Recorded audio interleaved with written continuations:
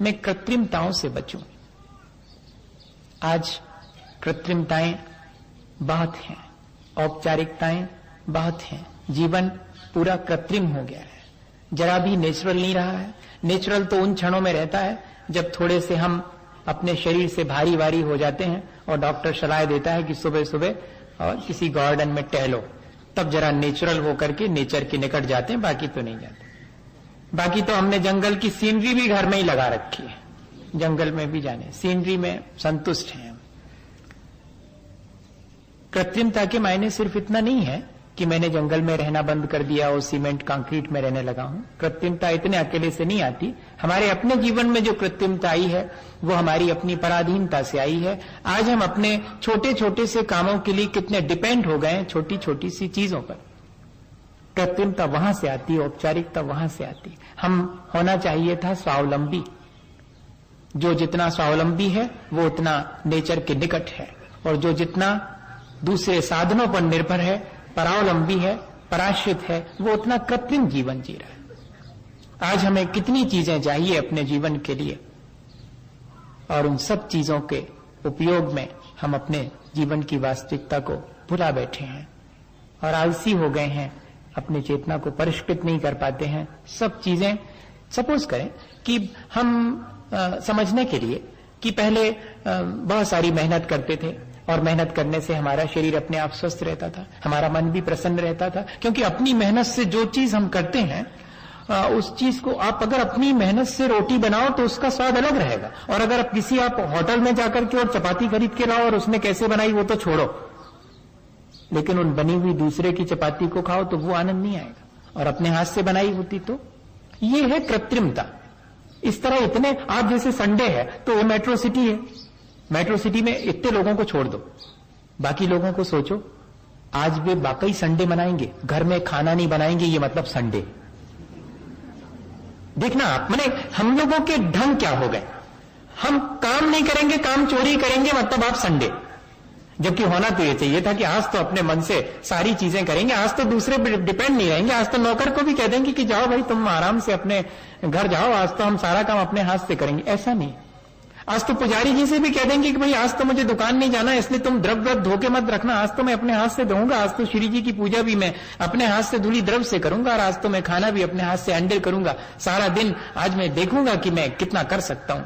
ये रचनात्मक कार्यों में हमारी एनर्जी लग जाती तो हमें अत्यंत प्रसन्नता होती, हम प्रकृति के निकट होते। लेकिन ये कृत्रिमताएं हमने ओढ़ ली और निकल जाते हैं हम बढ़िया से कपड़े पहनकर अपने बच्चों को साथ लेकर किसी गाड़ी में, और बैठ जाते हैं कहीं किसी होटल के गार्डन में और निकाल देते हैं पूरा दिन अपना इस तरह से। ये क्या चीज है? ये कृत्रिमता से भरा हुआ जीवन है। मैं ये नहीं कह रहा हूं, आप पर कोई कमेंट नहीं कर रहा हूं, आप बिल्कुल इससे निश्चिंत रहिएगा। मैं तो सिर्फ एक बात कर रहा हूं कि कहीं ऐसा तो नहीं कि ये सब चीजें, हमने तो यही सोचा था कि ये सब चीजें बहुत अच्छी हैं, दूसरे लोगों से हटकर हैं। देखो गांव में उनको कहां फुर्सत है, अपन इतने शहर में आ गए, इतने सभ्य हो गए हैं और इतने ज्ञानवान हो गए हैं, इतने पढ़े लिखे हो गए, तो अपन ने तो यही सोचा था कि ये सब चीजें करने से अच्छा होगा। लेकिन हुआ क्या? अंततः हमारी चेतना और अधिक मलिन हुई कि नहीं हुई? हमने अपने लिए ही ये सब करा था, किसी के कहने से नहीं करा था, हमने अपनी बुद्धि से करा था। ठीक है, हमने तो यही सोच के करा था कि ये सब अच्छा है, लेकिन हमने जब अनुभव कर लिया भैया कि ये अच्छा नहीं है, तो क्यों नहीं हम छोड़ पा रहे हैं? सवाल ये है, क्यों हम आने वाली पीढ़ी को भी यही सौंप रहे हैं? जिससे हमने कुछ नहीं पाया वो हम क्यों किसी और को सौंपे? विवेकानंद को उनके पिता ने जब पूछा था विवेकानंद ने कि उत्तराधिकार में क्या देते हो, तो मालूम क्या कहा था?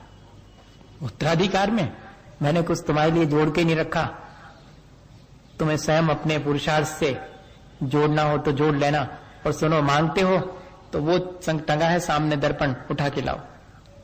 और उठा के लाए दर्पण तो सौंप दिया कि ये सौंपता हूं तुम्हें अपने उत्तराधिकार में। अरे दर्पण? हाँ दर्पण सौंपता हूं कि देखते रहना कैसे हो, कैसे होना चाहते हो, बस इतना ही। दर्पण में देखते रहना कैसे हो गए हो, होना कैसे चाहिए था। हम अपने सामने अगर आईना रख लेवें, ये आईना ही हमें रखना पड़ेगा अपने सामने कि हम कैसे होना चाहते हैं और हो कैसे गए। हमने सोचा तो कुछ और था, और वैसा सोच करके हमने जीवन शुरू किया था। सबको ही शुरू करते हैं अपना जीवन, ब्याह के बाद सबका जीवन शुरू होता है, और सबके अपने सपने होते हैं, सबके अपने सोच होते हैं, और उससे जीवन शुरू करते हैं। और अंततः हम कहां चले जाते हैं? हमारी चेतना परिष्कृत होने की जगह पर और मलिन और विकृत होती चली जाती है जिन सब चीजों से। तो वे चीजें सब व्यर्थ हैं। अरे भैया, अगर संचय ही करना है तो क्या व्यर्थ को कोई संचित करता है? कृत्रिमताओं को संचित करता है? नहीं, वो तो उन चीजों को परिष्कृत करता है, उन चीजों को हटाता ही है। एक व्यक्ति ने कहा कि संचय करना है तो मैं संचय करता हूं। कहीं उसको पड़ा हुआ एक ठो जूता मिल गया, उसने घर में रख लिया। उससे पूछा कि क्यों, क्या करोगे उसके? बोले जब दूसरा मिल जाएगा तो पहनने के काम आएगा। मैंने भी एक ऐसे ही चलते चलते आपसे कह दिया। ये ऐसे ही तो हम अपने जीवन में नहीं कर रहे हैं। बहुत सारी चीजें आज घर जाकर के देखना कि कैसी पड़ी हुई हैं, काम आएंगी, अभी तक तो नहीं आई, कब से पड़ी है, लेकिन मन में काम आएंगी। कचरा तमाम इकट्ठा करके रखा, यहां तक कि एक मैं पढ़ रहा था कल सुबह या शाम को, कल पढ़ रहा था तो मुझे बहुत हंसी आई उसको पढ़ने के बाद।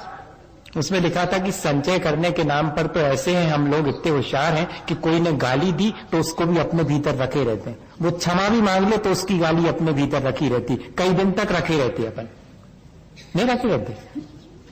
किसी ने कोई बुरी बात कह दी तो उसको तुरंत नहीं लौटाएंगे, रख लेंगे भीतर।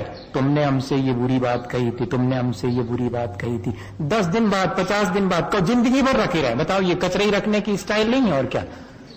दूसरे ने गाली दी, दूसरे ने खराब शब्द कहा, अपन ने रख लिया, रख लो। अब काम आएगी, क्या काम आएगी? वो कोई दूसरा मिलेगा तब उसको याद दिलाएंगे कि तुमने हमसे ऐसी खराब बात कही थी। बाहर भी और भीतर भी, दोनों जगह अगर अपन देखें तो ऐसी व्यर्थताओं का अपन संचय कर रहे हैं और अपने जीवन को निरंतर कृत्रिमता की तरफ ले जा रहे हैं।